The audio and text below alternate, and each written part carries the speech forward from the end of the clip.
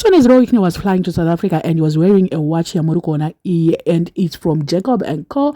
It's an Opera Godfather, which is a limited edition, and watch it's $500,000 or 9 million rand. So Lulu was worried about him. Akatoti ukwenda wakapfeka Godfather ku South Africa. Unesure? And then we can undervati they wouldn't dare to take it because they would die a painful death. The weekend no mapindura akaita achiti urikuenda wakapfeka watch unesure kuenda wakapfeka the most expensive watch, one of your most expensive collection.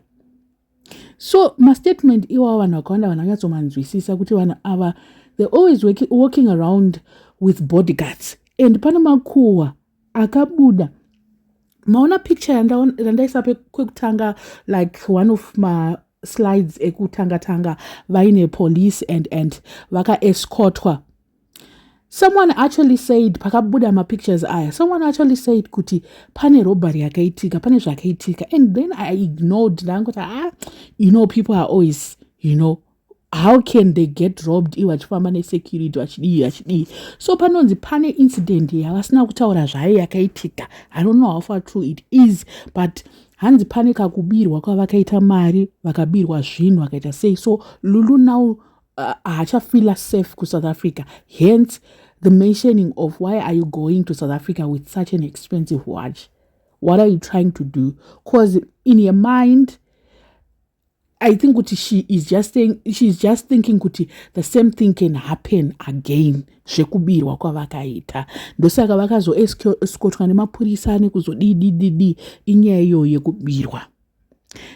Amenoti security akanza, like recently actually said kuti security takazohaya machichichi mamonyaya takawedzera takatonototi kuDubai kwavaitaura izvozvo. I think 2 weeks back or so pakaenda kuDubai akati this time around ndakatoita zvekuti haya vari varungu chichichi because mawachi anoenda zvinhu zvinoenda. So hanzi mukomana is now being extra cautious about mbavha kana achifamba achita sei, because I think is now being targeted.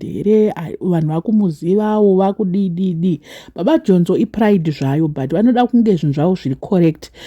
Nyaya yekuti hanzi inini ndovapedzera vanoenda they shouldn't try, they shouldn't what kopa makabirwa pacho ipapo vanga vari kupi mabodyguard acho, kana kuti pane pamwe paanombobuda here, kana kuti paanomboita relaxed and zvinhu zvozongopedzisa zvangoita se zvaenda, cause kuSouth Africa vanokubvisa even ring iri mumaoko mako vanoibvisa.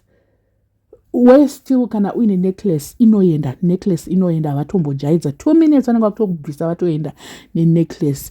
So I think kuti pamwe pavaenda kuSouth Africa kwacho there's going to be a lot of security inovagada, but people are just saying kuti Lulu ari kuita kunge she's no longer feeling safe in South Africa at all.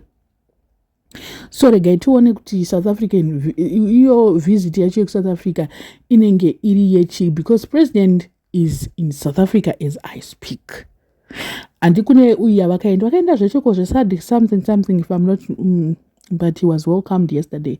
Tichaona zvese kuti zvinenge zvichiitika ikoko, because drama racho rinenge ratotanga kudana Jacinta and vanenge vada kuita drama napresident wacho. So regai tione, but anyway I'm just saying to Lulu kufamba nemurume all the time dai uchiregera, because iwewo panotargetwa murume wako you are also being targeted. So zvekuenda kuma places are dangerous like South Africa dai uchimboregera, because fear tatoona kuti une fear South Africa because of probably what you experienced there.